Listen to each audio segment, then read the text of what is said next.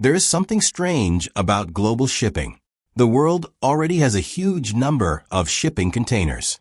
They are stacked at ports, parked behind warehouses, and lined up in rail yards. Some of them no longer go to sea at all. They get turned into storage units, offices, shops, and even homes. And shipping containers are not disposable. A standard container can usually stay in shipping service for 10 to 15 years. As long as the box does not leak, the doors still close, and the structure can still carry weight, it can keep moving cargo. So in theory, the world should not be short of containers. But in reality, the opposite is happening. By the end of 2025, the global container equipment fleet was close to 60 million TEU. And yet, the appetite for building new containers has not disappeared. In just the first 5 months of 2025, China produced more than 2.33 million TEU of dry freight containers. That sounds a little absurd. On one side, ports are full of empty containers. On the other side, factories are still producing new ones. And here is the even stranger part. In many cases, building a brand new container can actually be cheaper than shipping an old empty one back. At first, this sounds like waste. But once you follow one container through the system, it starts to look less like waste and more like a very real calculation. A container leaves China. It might be filled with furniture, toys, clothing, electronics, or an entire box of cheap everyday goods. It is trucked into a port, lifted onto a ship, carried across the Pacific, and eventually arrives in Los Angeles, Long Beach, New York, or some port in Europe. Once the goods arrive, they are unloaded, sent into warehouses, and then distributed to stores or e-commerce fulfillment centers. At that point, the journey of the cargo is over.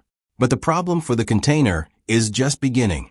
Because if that box is going to keep making money, it needs to be filled again. The problem is that the United States and Europe import a lot of goods, but they do not have the same amount of cargo going back to Asia. Full containers leave Asia. Once the goods are unloaded, many of those boxes become empty. Take the port of Los Angeles as an example. In 2025, its loaded exports were about 1.429 million TEU. Its empty exports were close to 3.49 million TEU. In other words, from the largest container port in the United States, the number of empty export containers was more than twice the number of loaded export containers. The remaining empty boxes start waiting around ports, rail yards, and warehouses, looking for their next job. Most of these containers are still usable. The awkward part is that they have just finished one shipment, but the next batch of goods that urgently needs containers is not there. An empty container sitting near Ningbo, Shanghai, or Shenzhen might be filled very quickly with the next shipment of furniture, appliances, toys, or clothing. But that same empty container sitting behind a warehouse somewhere inland in the United States is in a very different position. First, it has to be moved out. Then it has to get to a rail terminal or a port. Then it has to wait for the right sailing. Then it has to cross half the planet before it reaches the place where it is actually needed again. Moving an empty container sounds simple. But once you follow the box, every step costs money. First, it has to be pulled from the importer's warehouse. If that warehouse is far from the port, it may need a truck, and sometimes even a rail connection. Inland transportation alone can cost hundreds of dollars. Once it reaches the port, it still does not go straight onto a ship. It has to enter a yard. It has to be lifted by cranes. It has to be registered. It has to wait in line. It has to wait for the right vessel. Terminal handling, storage, paperwork, and processing fees all keep adding up. Then comes the most expensive part: ocean freight. An empty container crossing the Pacific back to China or to another export port in Asia is not just paying for the ocean leg. It also involves inland trucking, terminal handling, storage, documentation, and space on the ship. Across the entire industry, empty container repositioning is estimated to cost around $15 to $20 billion every year. Spread across millions of individual boxes, that becomes layer after layer of cost. For a typical carrier, it can account for 5% to 8% of operating costs. And the worst part is that the container is empty. A loaded container is carrying shoes, televisions, sofas, or clothes. The shipper pays for that movement, and the carrier earns freight revenue. But an empty container carries nothing. That is the most awkward thing about empty containers. They are essential equipment for the shipping system. But on the return trip, they are just a cost. During the global shipping chaos of 2021, this problem became even more extreme. Some companies had to pay much higher repositioning costs just to get empty containers back to Asia. And some ports were so congested that they did not even want to accept more empty boxes. So shipping companies are not facing a simple choice. If an empty container has to be pulled from a warehouse in the United States, moved through a terminal, shipped across the ocean, and returned to Asia, the entire trip is pure cost. Meanwhile, in China, the price of a new container can fall very low during weak pricing cycles. At the end of 2023, the price of a new 20-foot container dropped to around $1,850 in some weeks. A 40-foot container was roughly $3,000 to $3,800. So when you compare spending more than $2,000 to move an old empty box from Los Angeles back to China with buying a new container directly from a factory in China, the gap is not always as large as it feels. But from a shipping company's point of view, a new box is faster, cleaner, needs fewer repairs, and is already closer to the next batch of cargo. The cost may not be much higher than bringing an old empty container back. That is why container manufacturing never really stops. And new containers are usually built almost exactly where they are needed most. More than 95% of standard dry freight containers are manufactured in China. That is not a coincidence. China is one of the world's biggest export centers. Huge volumes of goods leave from there. So when a new container comes out of a factory, it is already close to the cargo. It does not need to cross half the planet empty first. It can leave the factory, move toward a nearby port, get filled quickly, and start earning money. China also has the steel supply chain, mature port networks, standardized components, and large-scale production lines needed to make containers cheaply. A container looks like a simple steel box, but producing it at low cost requires steel, welding, coating, flooring, corner castings, locks, testing, and transportation to all work together. When a factory produces thousands of standardized containers a day, the cost of machines, molds, labor, and transport routes gets spread across every single box. That is how the price of a new container can be pushed so low. And there is another player that many people do not think about: container leasing companies. Most people assume the containers on a ship belong to the shipping line. But that is not always true. By the end of 2025, container leasing companies owned about 27.9 million TEU, or around 47% of the global container equipment fleet. So the box you see on a ship was not necessarily bought by the shipping company. It might just be leased.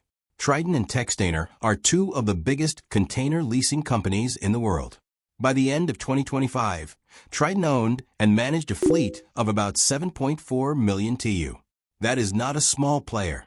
It is almost like a bank for boxes, buying containers, leasing them out, leasing them again, and eventually selling older units. Textainer also had about 4.4 million TEU of owned and managed containers, with around 200 customers, including many of the world's major shipping lines. These companies do not operate ocean routes. They do not sell televisions, clothes, or furniture. Their business is to buy containers, place them where they are needed, and lease them to shipping companies. That makes the entire system more flexible. Container leasing companies usually have very high utilization rates. In 2025, Triton's average container utilization rate was 98.1%. That was slightly lower than in 2024, but it still shows that most of these boxes spend most of their time being leased, moved, and leased again. When peak season arrives and export orders surge, shipping lines can lease containers. When a particular trade lane suddenly runs short of boxes, they can lease. When ports are congested, Red Sea diversions stretch sailing times, and vessel schedules get longer, the boxes that used to be enough suddenly are not enough anymore. So shipping lines can lease more. 2025 is a clear example of this. Red Sea diversions, port congestion, and longer sailing times meant that the same volume of cargo required more containers to keep moving.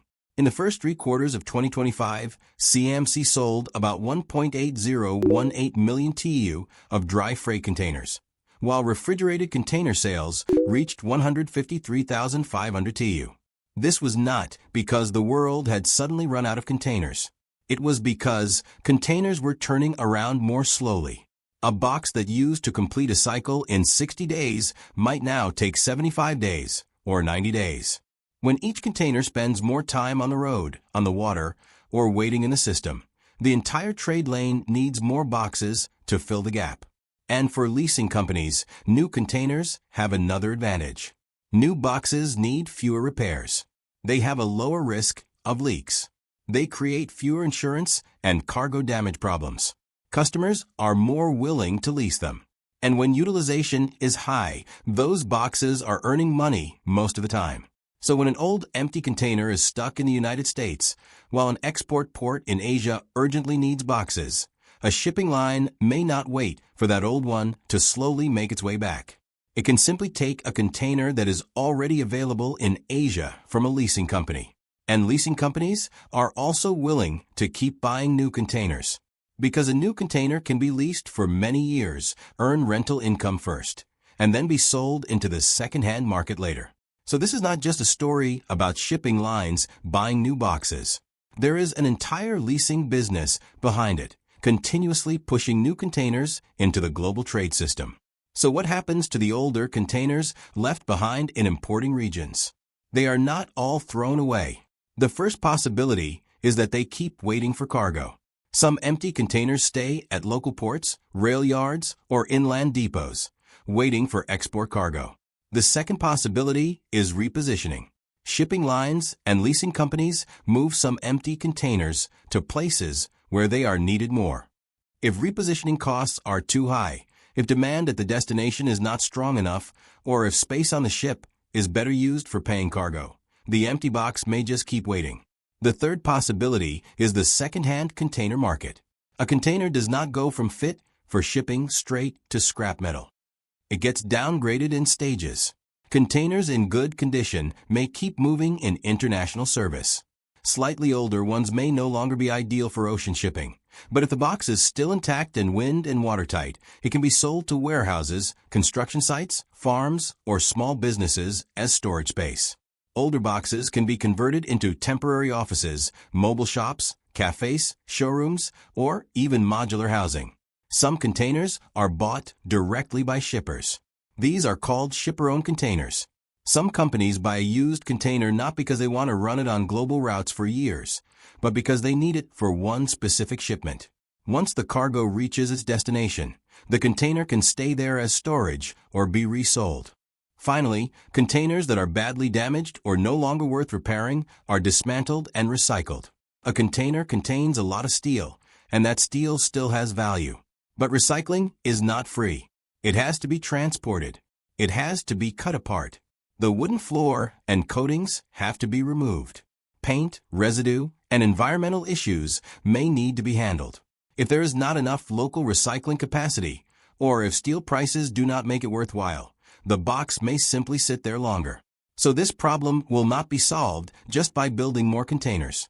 Building new boxes is the fastest option. It is not always the best one. The real future is about making every container easier to see and making the entire system faster at understanding where boxes are missing and where too many are sitting around. That is why more companies are exploring smart containers. In the past, once a container left a port, it was often treated more like a number in the system. The shipping line might know roughly which vessel it was on, which port it passed through, or which yard it entered. But the information was often delayed and scattered. A smart container is different. It can be fitted with sensors and tracking devices that record real-time location, temperature, humidity, shock, and even whether the doors have been opened. That matters for cold chain food, pharmaceuticals, and high-value electronics.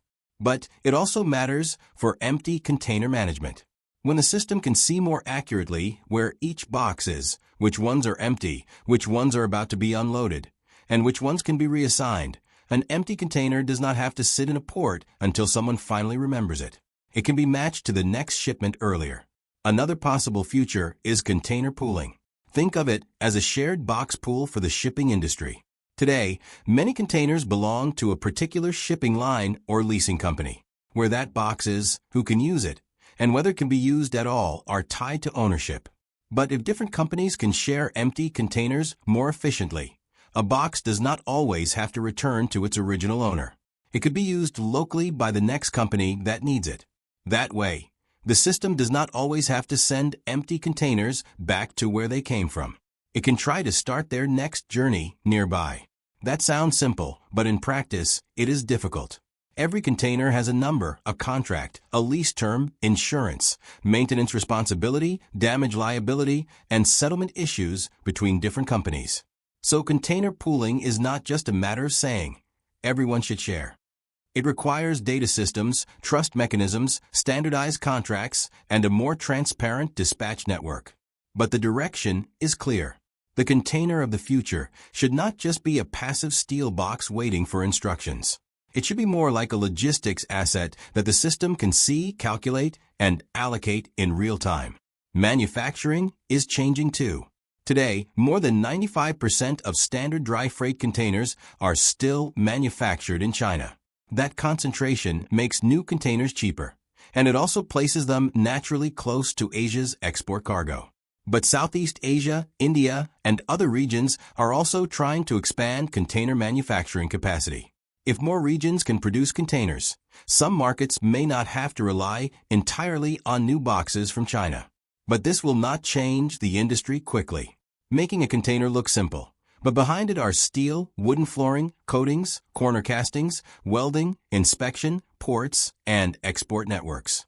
The hard part is not welding steel plates into a box. The hard part is producing that box at low cost, with stable quality, and at massive scale. Maybe one day, ports will still be lined with empty containers. But they will not just be idle steel. They will be nodes in a smarter system, waiting for the next match. And that brings us back to the strange reality we started with. Shipping companies will continue building new containers, not because all the old ones are useless, but because the existing system is still not good enough at getting available boxes to the places that need them in time. Until global trade becomes more balanced or container dispatching becomes far more efficient, this counterintuitive choice will continue. That is why building a new container can be more economical than sending an old one back. But it also leaves us with a bigger question. If global trade can send a product worth just a few dollars to the other side of the world, why can't it manage these empty boxes more intelligently? That is it for this video. Thanks for watching. If you enjoyed it, please like, subscribe, and leave your thoughts in the comments. See you in the next one.